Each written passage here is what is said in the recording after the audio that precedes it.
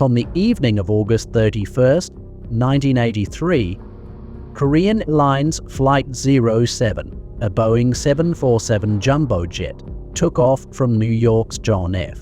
Kennedy International Airport, bound for Seoul, South Korea, with 269 people on board, including 20 children and several high-profile passengers. The journey was expected to be smooth, with a planned refueling stop at Anchorage, Alaska. However, a series of tragic events rooted in navigational errors and geopolitical tensions would soon unfold, leading to one of the most controversial aviation incidents in history. Captain Chung Bun-in, a 45-year-old veteran pilot with over 10,000 flight hours, was in command of the aircraft. He was accompanied by First Officer Sun Dang-hee and Flight Engineer Kim Hee-dong, both experienced in operating Boeing 747s. The crew prepared for the long journey with confidence, but an unnoticed error during takeoff set them on a disastrous path. Flight 007's route was along Romeo 20, a trans-Pacific path designed to guide aircraft across the northern latitudes from Anchorage to Seoul.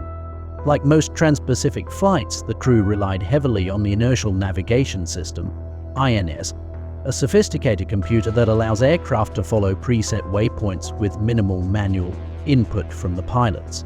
However, during takeoff, the INS was mistakenly left in heading mode, which locked the aircraft onto a fixed compass heading rather than automatically adjusting its course along the planned waypoints. This small but critical oversight meant that Flight 007 began to drift off course almost immediately after leaving Anchorage.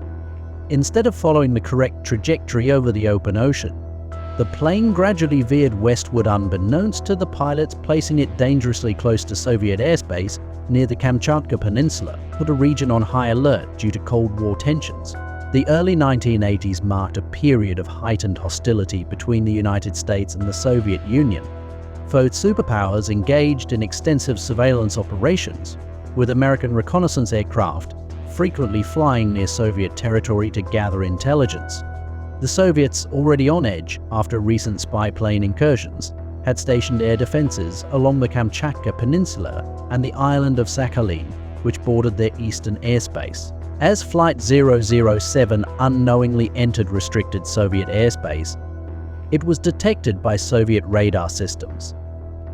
Mistaking the commercial flight for a potential US spy plane, specifically en route 135 reconnaissance aircraft, the Soviet military scrambled fighter jets to intercept it.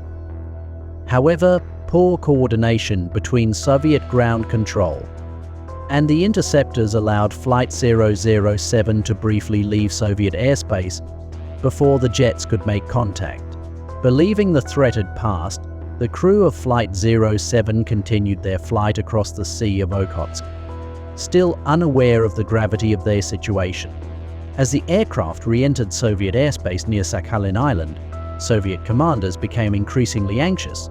Convinced that the intruder was engaged in espionage, they dispatched a second group of interceptors, two Su-15 fighter jets, to prevent the aircraft from escaping into international airspace. In the darkness of the early morning hours on September 1st, 1983, the Su-15 fighter jets approached the Boeing 747 from behind.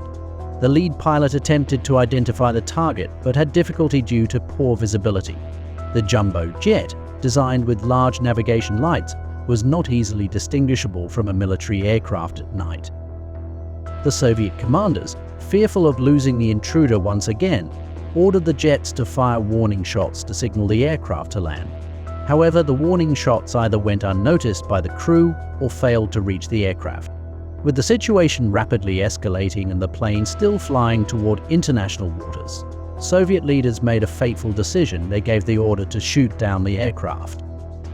At 6:26 a.m. local time, the lead Su-15 pilot fired two air-to-air missiles at the unarmed passenger jet. Both missiles struck the aircraft's fuselage, causing catastrophic damage. One missile destroyed the tail section, while the other severed essential hydraulic lines, crippling the plane's control systems. Inside the cabin, passengers and crew were thrown into chaos as oxygen masks deployed and the aircraft lost pressurization. In the cockpit, Captain Chung and his crew fought to regain control of the stricken aircraft. With most of the hydraulic systems disabled, the plane's ability to maneuver was severely compromised. The autopilot disengaged, and the aircraft began climbing uncontrollably, reaching an altitude of 38,000 feet before stalling and entering a spiraling descent. Amidst the confusion, the crew managed to contact Tokyo Air Traffic Control, reporting an emergency due to a loss of cabin pressure and requesting an immediate descent to 10,000 feet. However, the aircraft was too damaged to maintain stability, and the pilots were unable to recover from the stall. Flight 007 spiraled downward in a wide left-hand turn, plunging toward the Sea of Japan. At approximately 6:30 a.m., the Boeing 747 crashed into the ocean, killing all 269 people on board. The wreckage scattered across the water, leaving little hope for survivors. In the hours following the crash, the Soviet Union denied any involvement, insisting that no military action had taken place. However, as evidence of Soviet missiles emerged, international outrage grew.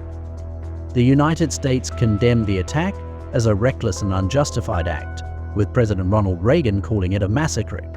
The incident triggered a major diplomatic crisis between the Soviet Union and Western nations, further escalating tensions during the height of the Cold War. Protesters around the world demanded accountability, while grieving families struggled to come to terms with the loss of their loved ones.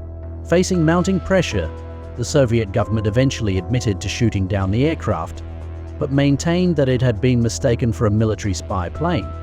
Soviet leaders justified their actions as necessary to protect their national security, claiming that the aircraft had failed to respond to intercept signals.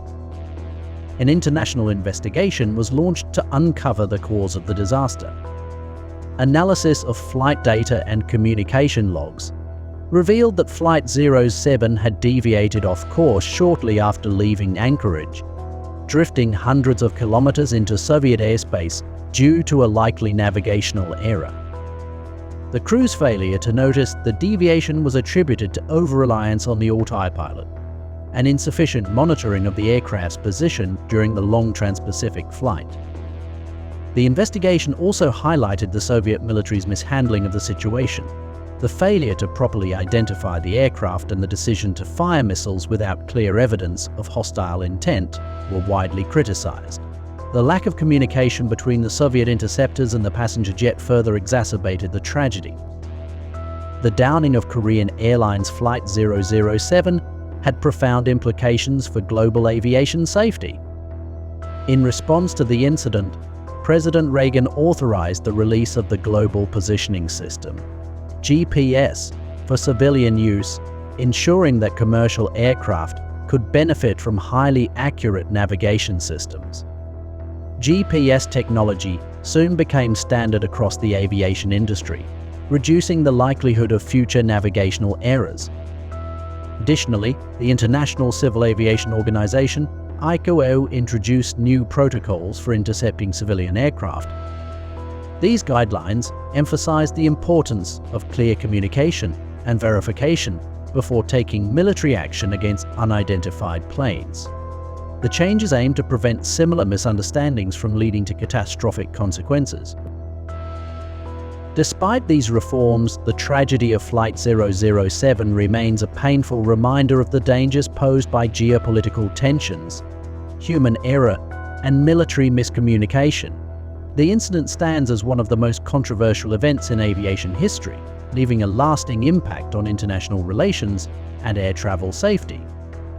Today, the legacy of Korean Airlines Flight 007 continues to shape aviation policies worldwide. The incident not only spurred technological advancements, such as the adoption of GPS, but also reinforced the importance of vigilance and cooperation between military forces and civilian air traffic controllers. For the families of the victims, however, no amount of reform can erase the pain of losing their loved ones. The names of the 269 passengers and crew are etched into memorials in both Korea and Japan, serving as a somber reminder of the human cost of misunderstanding and conflict. While air travel is now safer than ever, the tragic story of Flight 007 underscores the need for constant vigilance in the skies. As the world continues to navigate political tensions and technological advancements, the lessons from this disaster remain as relevant today as they were in 1983.